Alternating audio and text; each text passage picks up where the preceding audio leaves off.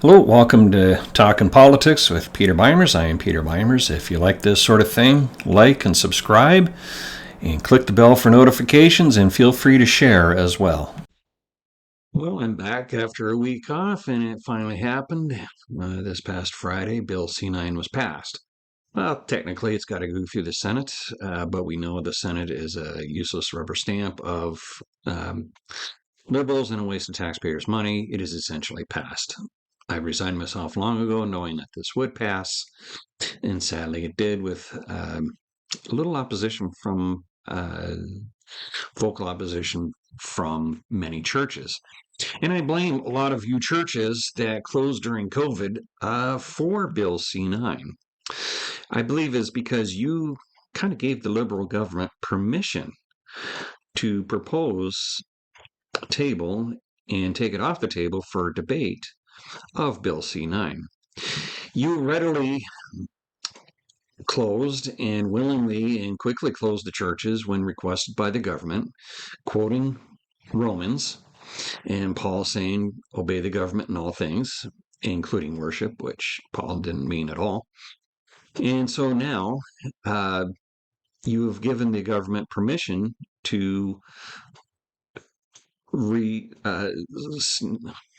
reduce and limit what you can preach about and talk about and even think about or express freely and even publicly. I'm sure even some of my own videos that I've posted in the last year and a bit could be considered a violation of Bill C-9. I'm not sure if the bill is retroactive or not. I don't think it is. If it is, a lot of us are in trouble and going to jail. See you there. But to these churches now who gave permission to the government to close your churches during the COVID hysteria, because obey government in all things, what do you say now? Do you believe that we're still in partnership with a benevolent government? Do you believe that this government is on your side? Clearly, they're not.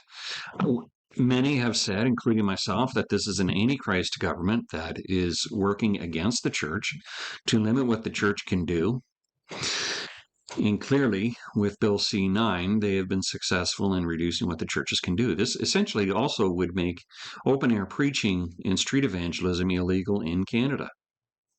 What is this country coming to? This is the same prime minister who the same day it got passed was at a Christian breakfast quoting scripture.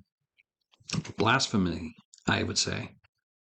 This is also the same prime minister who openly said to a group of Muslims at their gathering that Muslim values are Canadian values. Clearly, he's either gaslighting or he's completely and grossly ignorant of Muslim and Islamic beliefs and lifestyle. You just have to look to the Middle East to know what they believe and what they want to import here. How is Sharia law consistent with Canadian law? It is not. It is not consistent with Western values at all. Christian values, however, are consistent with Western values. The Western values are based on Christian values, and now Bill C-9 is doing its best to remove that Christian foundation in this country. So to you so-called Christians who call yourself Christian, you pastors, elders, who closed your churches during COVID at the request of the government, what do you say now? Are you going to acquiesce to the government's request now, according to Bill C-9?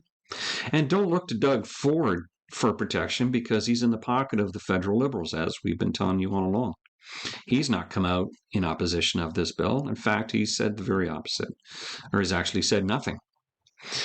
But anything he has ever said about the federal government, about Mark Carney, has been kissing ass.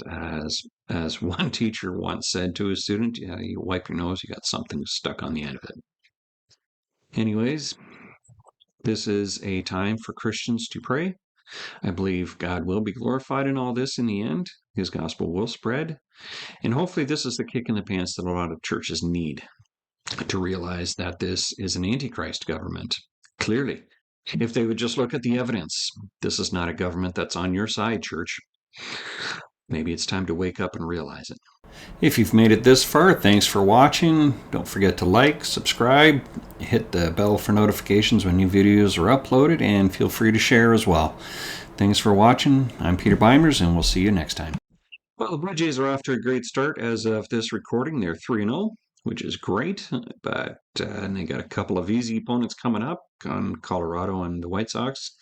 So let's temper how the Jays are doing. Let's recognize their opponents for who they are, although the Athletics are a good team.